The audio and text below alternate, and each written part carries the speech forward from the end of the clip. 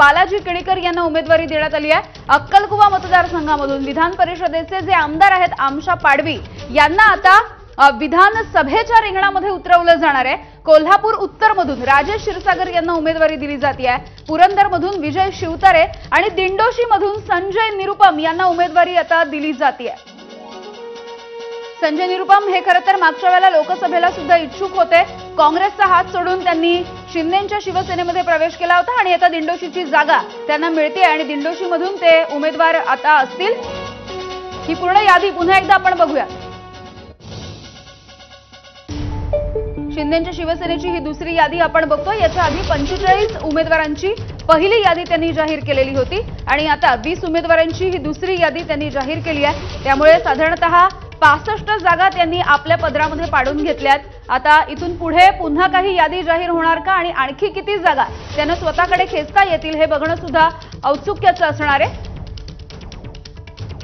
कुडाळमधून निलेश राणे, अंधेरी पूर्वमधून मुरजी पटेल यांना उमेदवारी दिली गेली आहे। चेंबूरमधून तुकाराम काते यांना उमेदवारी मिळाली आहे। रिसोडमधून भावना गवळी यांना ही संधी देण्यात आलेली आहे। अंबरनाथमधून बालाजी किणीकर। पुन्हा एकदा ही यादी आपण बघतोय। निलेश राणे कुडाळ, तुकाराम काते चेंबूर, मुरजी पटेल अंधेरी पूर्व, राजेंद्र गावित पालघर, मिलिंद देवरा वरळी, भावना गवळी रिसोड। मिलिंद देवरा यांनी ट्विट करून सुद्धा या संदर्भातली माहिती दिलेली होती। त्यामुळे वरळीमध्ये आदित्य ठाकरे यांच्या समोर मिलिंद देवरा आणि मनसेचे संदीप देशपांडे अशी ही तिरंगी लढत आपल्याला बघायला मिळेल। एक टफ फाईट आहे, बिग फाईट आहे। यासोबतच अक्कलकुवा मतदारसंघामधून विधान परिषदेचे आमदार आमशा पाडवी यांना आता उमेदवारी देण्यात आली आहे। कोल्हापूर उत्तरमधून राजेश क्षीरसागर यांना संधी दिली जाते, तर पुरंदरमधून विजय शिवतारे यांना उमेदवारी मिळते। दिंडोशी मतदारसंघामधून संजय निरुपम, हदगावमधून संभाराव कोहळीकर यांना उमेदवारी देण्यात येते आहे। त्यामुळे मुंबईमधल्या सुद्धा यामध्ये काही जागा आहेत। सध्या आपण मुंबईमधल्या या 3 जागा बघतोय, अंधेरी पूर्व, चेंबूर, त्यासोबतच दिंडोशी हा एक महत्त्वाचा मतदारसंघ मुंबईमधला।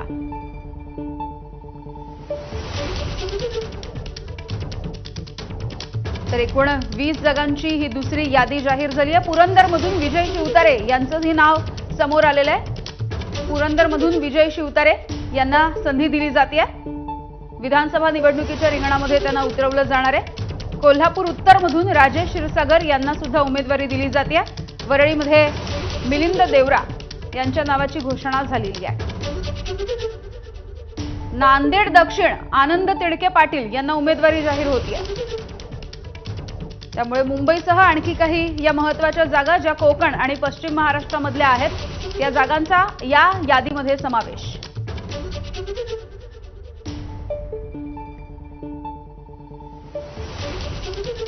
भावना गवळी आपल्या सोबत आहेत, ज्यांना रिसोडमधून उमेदवारी दिली गेलेली आहे। भावनाजी, अभिनंदन खरं तर तुमचं। कशी असणार आहे यंदाच्या वेळची ही लढत तुमची? धन्यवाद पहिले तर आपले। आणि ही लढत मी इतक्या लढती दिलेल्या असल्यामुळे ही एक लढत माझी 6वी लढत असेल आणि या लढतीमध्ये निश्चितच 100% मुख्यमंत्री आदरणीय माझे मुख्य नेते एकनाथजी शिंदे साहेब यांच्या आशीर्वादाने या ठिकाणी मी जिंकेल। कारण ज्या पद्धतीने मुख्यमंत्री एकनाथजी शिंदे साहेबांनी या महाराष्ट्रामध्ये काम केलं आणि त्यांना साथ देण्याचं काम जे काही या ठिकाणी दोन्ही आमचे नेते करत आहेत, त्यामुळे महाराष्ट्रामध्ये जे निर्णय झाले त्यामुळे ही निवडणूक आम्हाला सर्वांनाच सोपी जाणार आहे असा आम्हाला पूर्ण विश्वास आहे आणि निश्चितच हा विजय आम्ही खेचून आणू। अगदी भावनाजी, याआधी आम्ही तुम्हाला खासदार म्हणून पाहिलेलं आहे, तुमचं काम पाहिलेलं आहे। यंदाच्या वेळेला लोकसभेला नाही पण विधानसभेच्या रिंगणामध्ये तुम्ही असणार आहात। यावेळेला तुमच्या समोर कोणती आव्हानं असतील, काय प्रश्न असतील? खरं म्हणजे सांगायचं झालं तर लढून येणं हाच माझा पिंड आहे आणि मी आतापर्यंत लढूनच आलेले असल्यामुळे माझ्यासाठी ही जी उमेदवारी दिली गेलेली आहे निश्चित या ठिकाणी काँग्रेसचीच वर्षानुवर्षे आणि परंपरागत ही सीट या ठिकाणी राहिलेली आहे आणि म्हणून या ठिकाणी कुठलाही विकास झालेला दिसत नाही आणि तो विकासाचा मुद्दा घेऊन आणि हे सरकार विकासाची साथ देणारं सरकार शिंदे सरकार असल्यामुळे निश्चितच भविष्यामध्ये या सगळ्या गोष्टीचा फायदा हा माझ्या या विधानसभा मतदारसंघाला झाल्याशिवाय राहणार नाही हा मला विश्वास आहे। अगदी अगदी भावनाजी, अगदी शेवटचा प्रश्न, असं कोणतं काम असेल जर तुम्ही आमदार झालात तर ते तुम्ही पहिलं मार्गी लावाल? बघा, समस्या तर भरपूर आहे तिकडे.